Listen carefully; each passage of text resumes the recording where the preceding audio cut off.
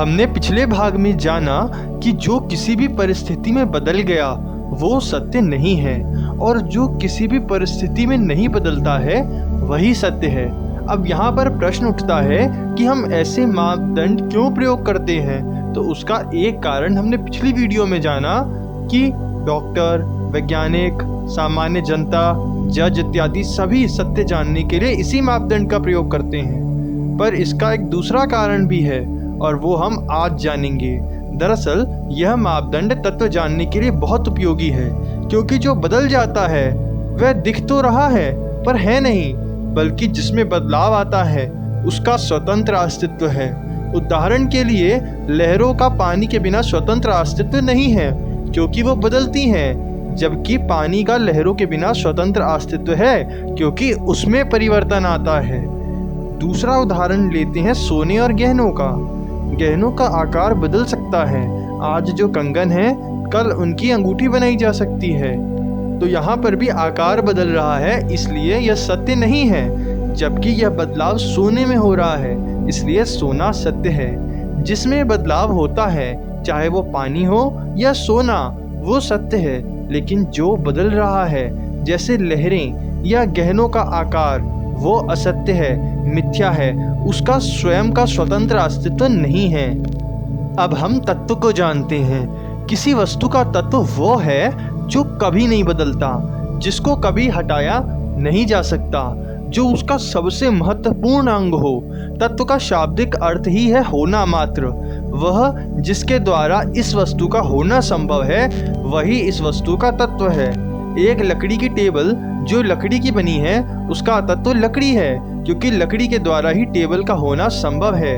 अगर लकड़ी ही ना हो तो लकड़ी की टेबल कहाँ से होगी। एक टेबल जो लकड़ी का बना है, उसका रंग बदला जा सकता है, आकार भी बदला जा सकता है, उसके कुछ अंग निकाले या लगाए जा सकते हैं, जैसे ड्रॉवर, हैंडल, पहिए इत्यादि। यहाँ तक कि उसका एक पैर भी निकाला जा सकता है, लेकिन वो रहेगा तो टेबल ही, भले ही टूटा हुआ टेबल ही सही। लेकिन उस लकड़ी की टेबल से कभी किसी हालत में लकड़ी नहीं हटाई जा सकती, क्योंकि लकड़ी उसका तत्व है, उसका सबसे महत्वपूर्ण अंग है। लकड़ी से ही उसका अस्तित्व है। लकड़ी नहीं तो लकड़ी का टेबल भी नहीं, ना तो उसका नाम रूप, ना ही उसका रंग और आकार उसका तत्व है। लकड़ी से सरल टेबल की व्याख्या नहीं की जा सकती। अगर सरलतम शब्दों में लकड़ी की टेबल को समझाना हो तो यही कहेंगे कि ये लकड़ी है। टेबल ही नहीं, कोई भी लकड़ी का फर्नीचर चाहे कितना भी महंगा हो, कैसे भी रूप, रंग या आकार का हो, उन सभी का तत्व लकड़ी ही है। यहाँ से हम देख सकते हैं कि नाम और रूप बदलते रहते हैं, लेकिन तत्व नहीं बदलता। सत्य का जो सबसे श्रेष्ठ और कठोर मापदंड है, वो यही कहता है कि जो नहीं बदलता वही सत्य है। जो कभी भी किसी भी हालत में बदल जाए वो असत्य है। इससे हम ये कह सकते हैं कि जो भी नाम, रूप और आकार हैं वो बदलते हैं, उनका तो वास्तविकता में कोई अस्तित्व ही नहीं है। वो बस हमारे चित्त के द्वारा तत्व पर आरोपित किए गए हैं, हमारी इंद्रियां और चित्त द्वारा रचे गए हैं। अब यह कैसे, तो हम इसको आगे आने वाली वीडियो में समझेंगे कि कैसे सारा संसार का निर्माण हमारे मन ने ही किया है। हाँ, आपने ठीक सुना, चित्त ही संसार बनाता है। कैसे, तो ये हम आगे जानेंगे। चलिए अब हम वापस तत्व पर आते हैं। तत्व का ही स्वतंत्र अस्तित्व है, नाम रूप का नहीं। जैसे कभी बिना मिट्टी का घड़ा नहीं हो सकता, बिना लकड़ी की टेबल नहीं हो सकती, बिना सोने के गहने नहीं हो सकते, ठीक उसी तरह कोई भी नाम रूप बिना तत्व का नहीं हो सकता। लेकिन तत्व का अपने आप में स्वतंत्र अस्तित्व है। जैसे लहरें कभी पानी के बगैर नहीं हो सकती, लेकिन पानी बिना लहरों के हो सकता है। लकड़ी की टेबल कभी बिना लकड़ी की नहीं हो सकती, जैसे सोने के गहने कभी बिना सोने के नहीं हो सकते, लेकिन सोना गहनों के बगैर हो सकता है। यहाँ से हम जान सकते हैं कि तत्व अपने आप में स्वतंत्र है। तत्व हमेशा अपरिवर्तनीय रहता है। सोना वही रहा, पानी वही रहा, लकड़ी भी वही रही, लेकिन नाम और रूप बदल गए। जैसे पानी में कभी कैसी भी लहर आ सकती है, लेकिन पानी तो हमेशा वही रहेगा। सोने को किसी भी गहने का आकार दिया जा सकता है, लेकिन सोना तो वही रहेगा। इसलिए नाम और रूप असत्य हैं, जबकि तत्व ही सत्य है, क्योंकि हम जान गए हैं कि जो बदलता है वो सत्य नहीं होता।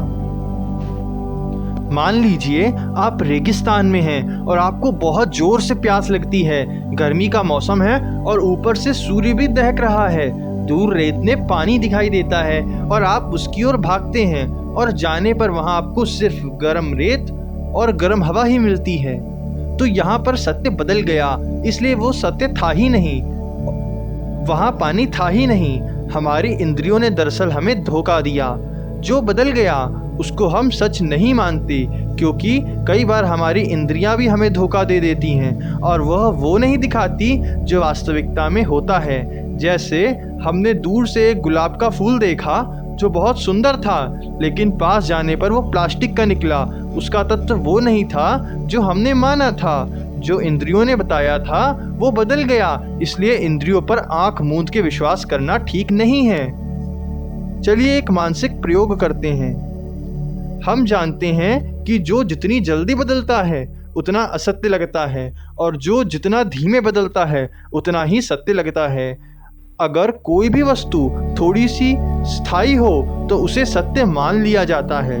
विशेष रूप से अगर वो जीवन के लिए उपयोगी हो तब तो उसे बिल्कुल ही सत्य मान लिया जाता है। जैसे एक टमाटर 8 से 10 दिन में प्राकृतिक रूप से बिल्कुल सड़कर मिट्टी होकर गायब हो जाता है और हमें बिल्कुल भी आश्चर्य नहीं होता, क्योंकि उसे खाया जा सकता है और हमारे दैनिक जीवन में उसका उपयोग है। लेकिन अगर टमाटर के लिए समय की गति को बढ़ा दिया जाए तो वही टमाटर एक दिन में सड़कर पपड़ी बनकर पूरी तरह से नष्ट हो जाए, तो आप कहेंगे कि ये कैसा टमाटर है, एक दिन में पूरी तरह से सड़कर नष्ट हो गया।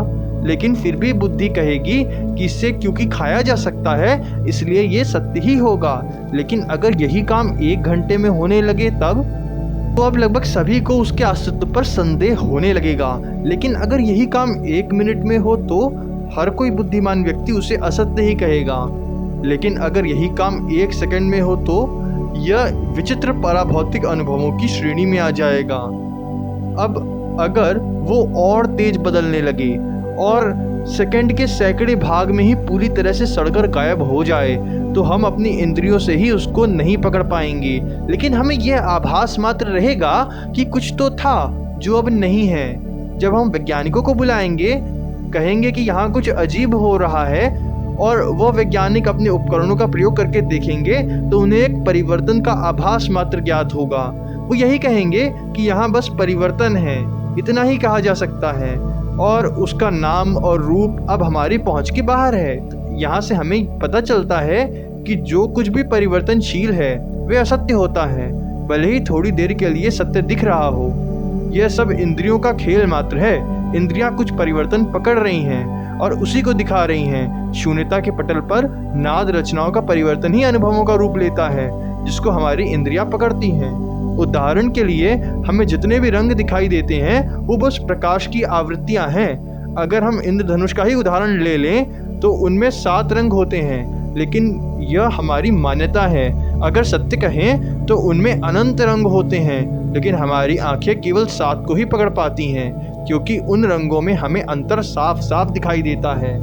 अगर हम गौर करके देखें तो नीले और बैंगनी के बीच में भी एक रंग होता है और उसके और नीले के बीच में भी एक रंग होता है, लेकिन हमारी आंखें कितने ही रंगों को पकड़ नहीं पाती हैं।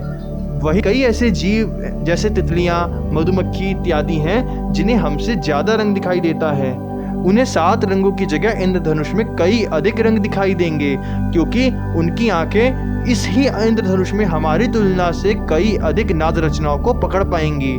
जिस इंद्रधनुष में एक कलर ब्लाइंड व्यक्ति को 3 रंग दिख रहे हैं, वहीं हमें 7 रंग दिख रहे हैं, और वहीं किसी अन्य जीव को हो सकता है 49 रंग दिख रहे हों। हमें जो कोई भी अनुभव हो रहा है, चाहे वो भौतिक हो या मानसिक हो, जैसे हमारे विचार, भावनाएं, संवेदनाएं, स्मृतियां, इच्छा इत्यादि, वो सभी अंत में नाद रचनाएं हैं। इस नाद रचना को हम आगे आने वाली वीडियो में बहुत गहराई से समझेंगे।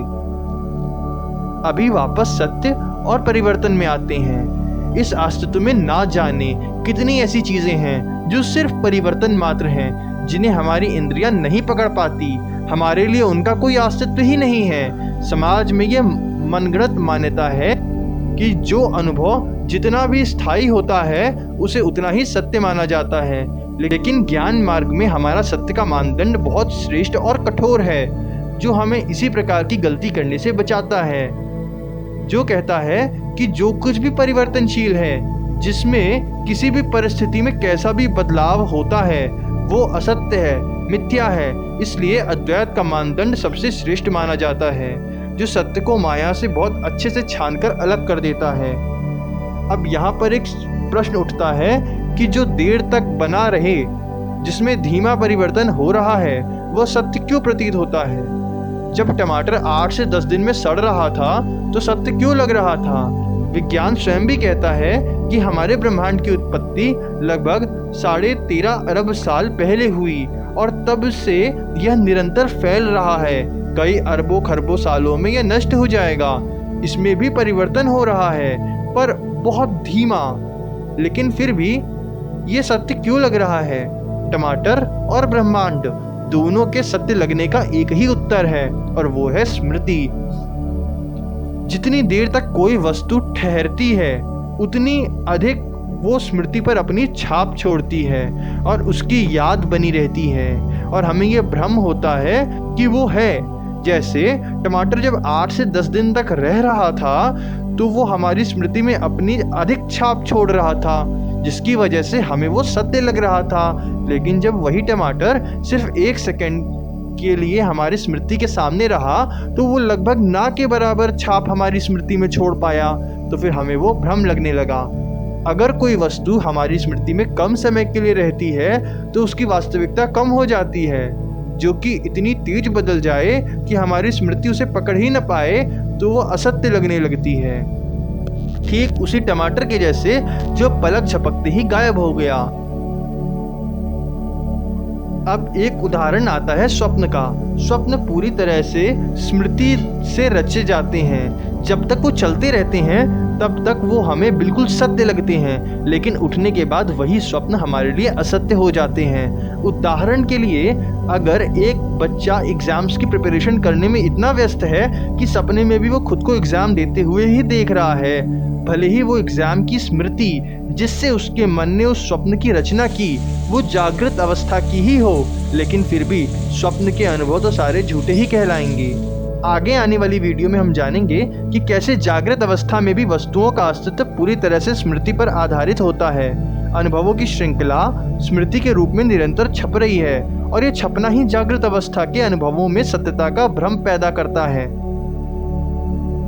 आप स्वयं देखिए, यदि स्मृति हटा दी जाए तो किसी भी वस्तु या अनुभव का कोई अस्तित्व नहीं बचता। स्मृति के हटा देने पर व्यक्ति अपना नाम, पता, घर, परिवार के सदस्य, नौकरी, कला, शिक्षा, यहाँ तक कि स्वयं के चेहरे को भी भूल जाता है, जैसे उसका अस्तित्व ही चला गया हो। अगर सब कुछ असत्य ही है तो फिर मेरे जीवन का क्या मैं भी असत्य हूँ? हाँ, आगे आने वाली वीडियो में हम जानेंगे कि कैसे यह सब असत्य है। जो वस्तु जीवन के लिए उपयोगी है और थोड़ी देर ठहर जाती है, उसको हम आम बोलचाल की भाषा में सत्य कह देते हैं, लेकिन वो होती नहीं, इसलिए हमने इसे विसत्य की श्रेणी में रखा है। परंतु जीवन सत्य या असत्य पर निर्भर नहीं है, वो तो चलता जाता है। आप सत्य के कैसे भी मानदंड रख दें, कुछ भी सत्य या असत्य मान लें, जीवन तो अपनी गति से चलेगा ही। इसलिए इस बात की चिंता नहीं करनी है कि मेरे जीवन का क्या होगा अगर वो असत्य साबित हो गया तो। क्यों? क्योंकि वो वैसा ही चलेगा। ज्ञान मार्ग में हमें जीवन और मृत्यु के परे जाना होता है। जीवन के लिए जो उपयोगी है मैं उसको सत्य मानूंगा, ऐसी मान्यता रखना एक तरह की मूर्खता है। ज्ञान उत्तरजीविता पर निर्भर नहीं है।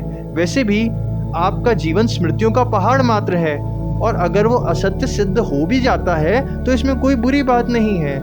ज्ञान मार्ग में मैंने पहले ही कहा था, यहाँ असत्य रूपी कचरे की अच्छे से सफाई की जाती है, और यह सफाई तभी ठीक से हो सकती है जब हमारे मानदंड कठोर हों। अगर हमारे मानदंड कठोर नहीं होंगे तो उत्तरजीविता को ही सत्य का मानदंड बना दिया जाएगा, और ऐसी मान्यता बना दी जाएगी कि जो जीवन के लिए उपयोगी है वही सत्य है, क्योंकि जीवन सत्य है, लेकिन यह प्रत्यक्ष अनुभव तर्क के आधार पर पूरी तरह से गलत है। जो व्यक्ति मरने से डरता है, जिसे मृत्यु का भय है, वो कभी ये स्वीकार नहीं कर पाएगा कि उसका पूरा जीवन असत्य है। जीवन में उपयोग होने वाली हर एक वस्तु असत्य है। ऐसा व्यक्ति भौतिकवादी होता है। प्रत्यक्ष अनुभव और तर्क का प्रमाण देने पर भी इस बेचारे व्यक्ति को उत्तरजीविता से ऊपर उठने पर डर लगता है। जो इस तुच्छ मानव जीवन से परे जाना चाहता है और संपूर्ण अस्तित्व को जानना चाहता है, वही ज्ञान मार्ग पर आगे जा सकता है। अब आगे अगले भाग में। धन्यवाद।